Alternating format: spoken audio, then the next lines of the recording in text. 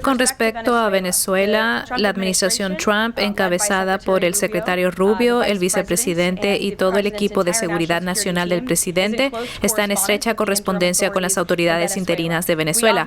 Obviamente tenemos la máxima influencia sobre las autoridades interinas en Venezuela en este momento y el presidente ha dejado muy claro que este es un país dentro del hemisferio occidental cercano a Estados Unidos, que ya no va a enviar drogas ilegales a Estados Unidos, ya no va a enviar traficantes de personas ilegales ni cárteles criminales para asesinar ciudadanos estadounidenses como lo han hecho en el pasado. Y el presidente está desplegando plenamente su agenda de política exterior de paz mediante la fuerza, por lo tanto seguimos en estrecha coordinación con las autoridades interinas y sus decisiones seguirán siendo dictadas por Estados Unidos de América.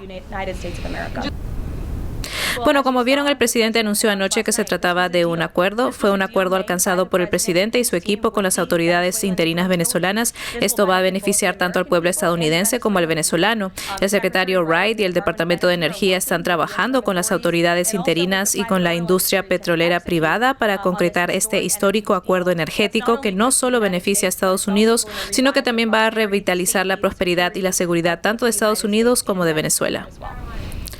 Este era el petróleo sancionado que básicamente se encontraba en barriles y barcos debido a la cuarentena efectiva de Estados Unidos. Las autoridades interinas han acordado liberar ese petróleo a Estados Unidos, por lo tanto va a llegar a nuestro país muy pronto. El gobierno de Estados Unidos ya ha comenzado a comercializar el crudo venezolano y el mercado global para beneficio de Estados Unidos, contratando a las principales comercializadoras de materias primas del mundo y a bancos clave para ejecutar y brindar apoyo financiero a estas ventas de crudo y productos derivados. Todos estos ingresos de la venta de crudo y productos derivados venezolanos se van a depositar primero en cuentas controladas por Estados Unidos en bancos de renombre mundial para garantizar la legitimidad e integridad de la distribución final de los ingresos, y esos fondos se van a distribuir en beneficio del pueblo estadounidense y del pueblo venezolano a discreción del gobierno de Estados Unidos. Hay mucha participación del sector privado en este momento y, como saben, el secretario Wright, nuestro secretario de Energía, quien dirige este gran proyecto, se encuentra hoy en Florida reuniéndose con algunos de estos ejecutivos petroleros y, como confirmamos antes, también estarán en la Casa Blanca a finales de esta semana, así que están sumamente interesados en invertir, están entusiasmados con estas oportunidades. El secretario Wright es un experto en petróleo y energía y es el hombre ideal para este puesto. En este momento, como saben, no hay tropas sobre el terreno en Venezuela. El presidente, por supuesto, se reserva el derecho de usar las Fuerzas Armadas de Estados Unidos si es necesario. No es algo que desea hacer porque la diplomacia siempre es la primera opción, como vieron. Lo intentó con Nicolás Maduro, pero desafortunadamente era un dictador ilegítimo y una persona poco seria. Por eso el presidente Trump autorizó esta operación policial y ahora Nicolás Maduro está en una celda en Nueva York. Entonces, Estados Unidos está reduciendo selectivamente las sanciones para permitir el transporte y la venta de crudo y productos petrolíferos venezolanos a los mercados globales. Por lo tanto, reiteraré lo que el presidente les ha dicho varias veces, es demasiado prematuro y demasiado pronto dictar un calendario electoral en Venezuela en este momento. Hay informes desde Venezuela de que los líderes del país están reprimiendo a la población y específicamente suprimiendo la expresión pública de apoyo a la salida de Maduro. ¿Es este tipo de comportamiento coherente con lo que el presidente quiere ver, con cómo el presidente quiere que los líderes se enfrenten a la población? No sería coherente, pero dejaré que el equipo de seguridad nacional del presidente hable más al respecto. Sé que están al tanto y lo están rastreando. El primer paso es estabilizar el país. No queremos que caiga en el caos. Parte de esa estabilización y la razón por la que entendemos y creemos que tenemos la mayor influencia posible es nuestra cuarentena. Como han visto hoy, 2 barcos más fueron incautados y estamos en medio de la situación y, de hecho, a punto de cerrar un acuerdo para tomar todo el petróleo. Tienen petróleo atascado en Venezuela y no pueden moverlo debido a nuestra cuarentena y a las sanciones, así que vamos a tomar entre 30 y 50 millones de barriles de petróleo y lo vamos a vender al mercado a precios de mercado, no con los descuentos que Venezuela recibía. Y ese dinero se manejará de tal manera que controlaremos su distribución para beneficiar al pueblo venezolano y no a la corrupción ni al régimen. Así que tenemos mucha influencia para avanzar en la estabilización. La segunda fase será lo que llamamos recuperación y consiste en garantizar que las empresas estadounidenses, occidentales y de otras partes tengan acceso a Venezuela, un mercado justo. Al mismo tiempo, se debe comenzar a impulsar el proceso de reconciliación a nivel nacional en Venezuela para que las fuerzas de la oposición puedan ser amnistiadas y liberadas de las cárceles o repatriadas al país y comenzar a reconstruir la sociedad civil. Y luego la tercera fase, por supuesto, será de transición. El pueblo de Venezuela se está despertando con el mismo régimen. ¿Le preocupa eso? Bueno, en primer lugar, lo fundamental es que ahora existe un proceso en marcha que nos permite un gran control e influencia sobre lo que ellos hacen y pueden hacer esas autoridades interinas. Pero obviamente este será un proceso de transición. Al final dependerá del pueblo venezolano transformar su país y estamos preparados en las condiciones adecuadas utilizando la influencia que tenemos, lo que incluye el hecho de que ellos no pueden mover petróleo a menos que nosotros se los permitamos.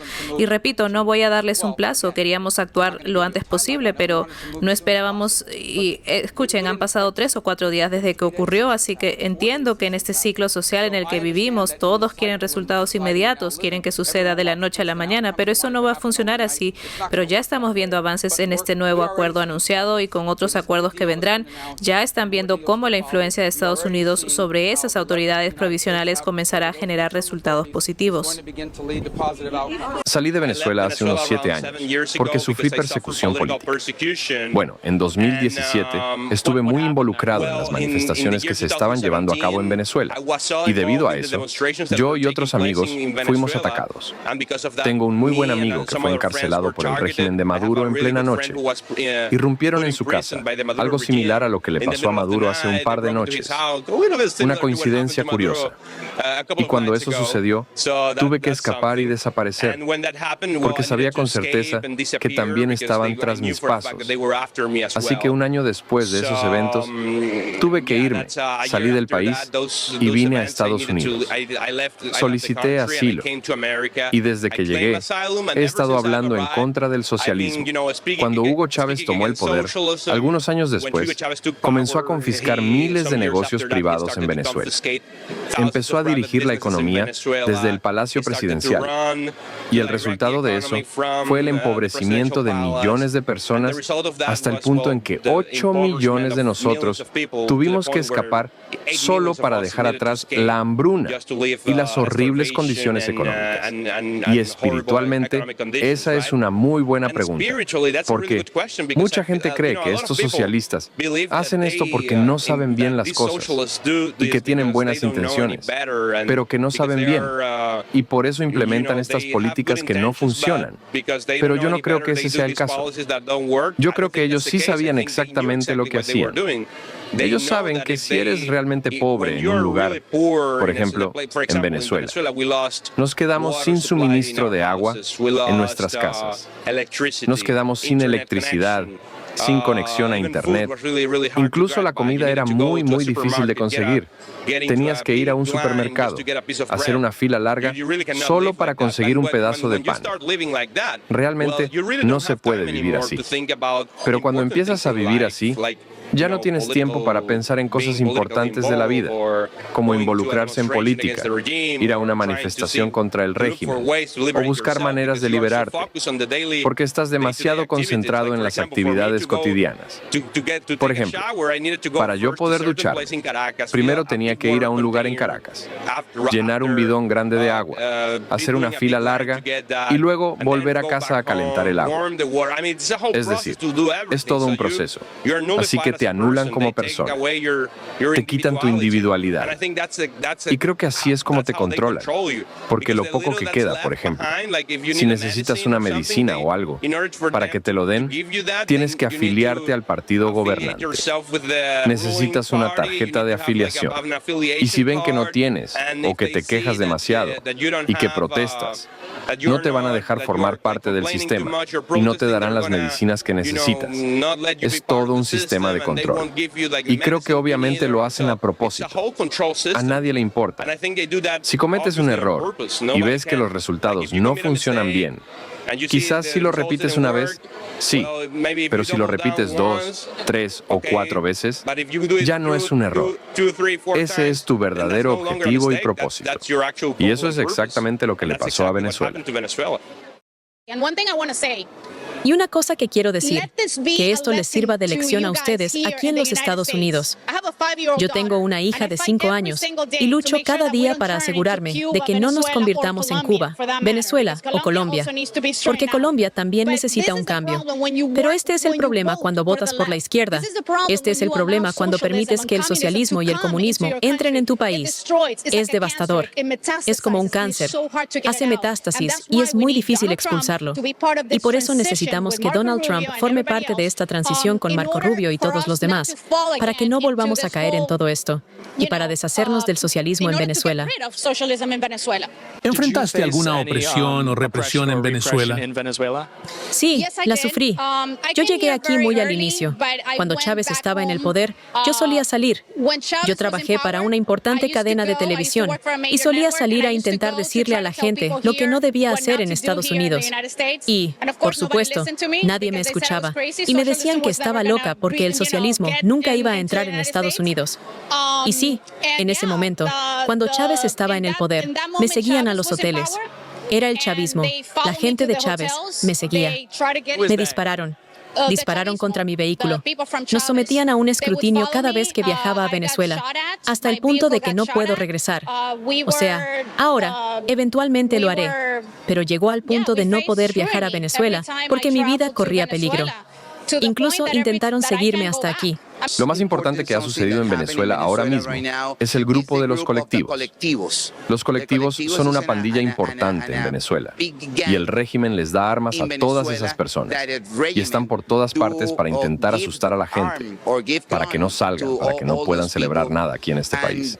Así que es, no sé cómo se dice en inglés, así que hay mucha represión. ¿Alguna vez lo amenazaron o acosaron allí? Sí, muchas amenazas contra mí, contra mi familia, contra mi madre. ¿Quién los amenazó?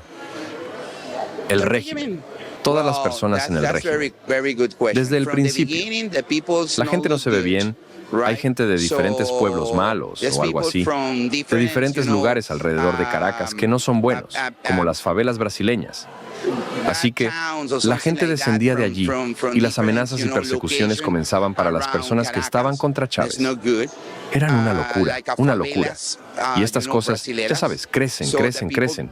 Y ahora están en una organización muy perfecta ahora mismo. Déjame decirte, no es fácil. Al principio, cuando yo estaba allí, eran un grupo pequeño que se llamaban círculos bolivarianos, pero ahora son colectivos. Y ahora es una verdadera fuerza represiva.